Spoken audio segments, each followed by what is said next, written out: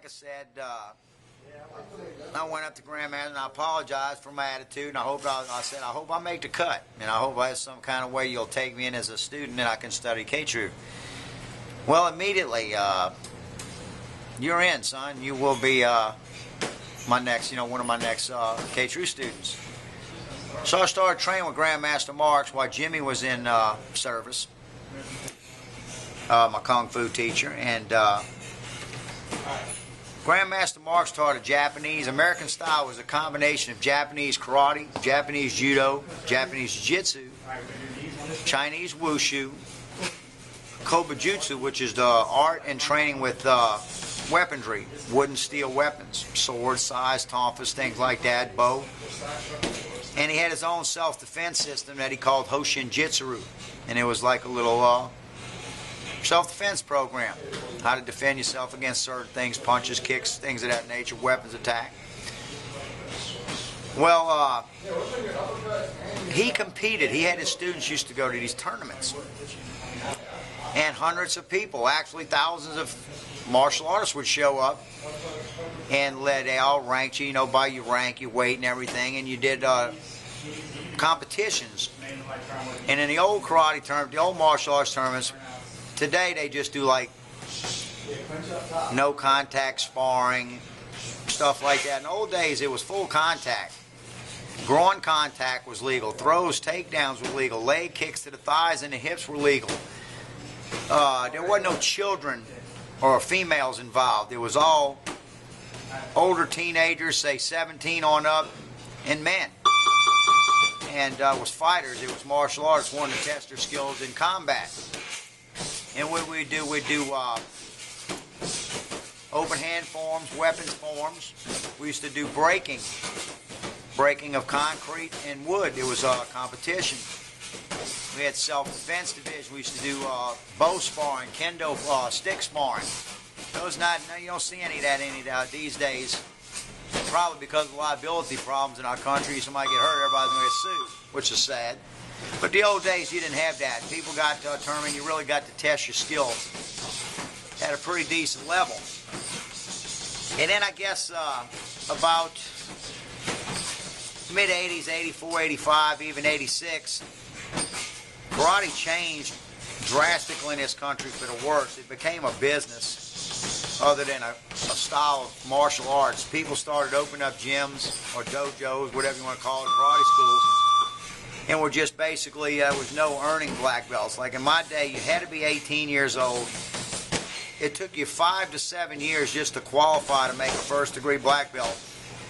And that just meant you qualified. That didn't mean you're going to get it. You qualified to test for it. Nowadays, you have these schools out there by the thousands where they guarantee any man, woman, or child a black belt in like 2 years. That's impossible. How can you do that? Yeah, I can guarantee I'm going to sell you and rip you off a black belt in 2 years, but there's no possible way a child or an even adult can learn real martial arts in that short period of time.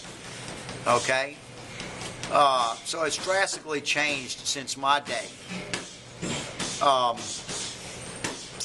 The tournaments now are non-contact. If you hit the guy too hard, you get disqualified. It's really a joke. So what we did in my day, well, you either went back out to street fighting, or you could go, they came out with kickboxing, man.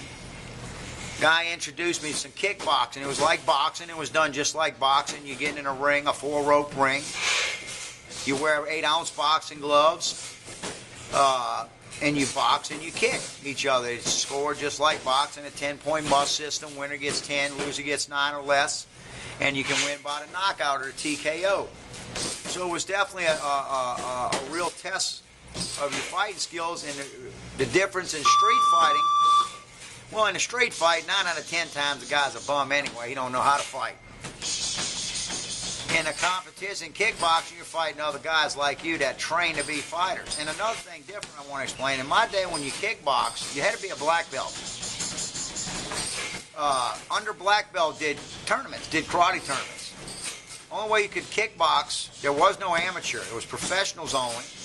You had to be a rank of a black belt and a known instructor, not like today you go buy a black belt out of Academy Sports. You had to be certified black belt. And you could become a professional kickboxer and make money fighting. like boxers did. So I took that route. I wound up my first fight. Made my debut as a pro in kickboxing in June 1983 here in Baton Rouge in the old Bon Marché Mall. For some of you people might remember the old Bon Marché Mall. I knocked my opponent out in 38 seconds, hitting him with 9 punches and 9 kicks, and it was over with. And it was really exciting, and that's when I made my decision that this is how I was going to make a living. This is what I was going to do for the rest of my life, was be a fighter and train fighters.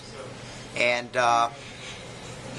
basically that's what happened. After that, I became a professional kickboxer and continued training with Grandmaster Marks. I met other professional fighters throughout the country that I had very good opportunity to train with. And then I kind of basically took it from there. I made my debut in 1983 as a professional, a long time ago. Won my first world championship in under 2 years. I won my first world championship in February of 1985 as a middleweight. That was 152 to 159 pounds at the time. And didn't make a lot of money at it, but that was a lot of fun. And it was enough to live on, I guess. So I was happy. I guess, you know, that's probably most of the history of, you know, how and why I got involved in martial arts, and, you know, why I stayed involved in martial arts. Why I love to share martial arts with other people, because of all the benefits it's given me in my lifetime. I'd like to maybe get other people to realize how beneficial training can be, mentally and physically and spiritually. And that sounds crazy, but it is. You have to. It teaches you how to enjoy life a whole lot better. I guess that's